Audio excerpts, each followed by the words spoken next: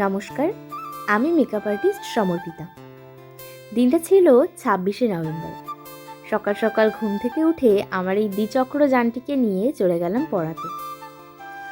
আমরা মেকআপ আর্টিস্টরা জানি যে এই সিজন ভিত্তিক কাজ ছাড়া আমাদের কাছে কিন্তু কাজের খুবই অভাব, তাই সাইডে তো কিছু একটা করতেই হবে।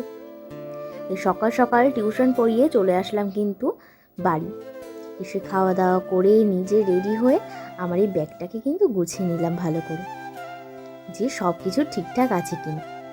এই দিন কিন্তু ছিল আমার দুটো সাজানো। তো প্রথম লোকেশন ছিল আমার মামার বাড়ি। হ্যাঁ, আমার মামার বাড়িতেই আমার প্রথম লোকেশনটা ছিল।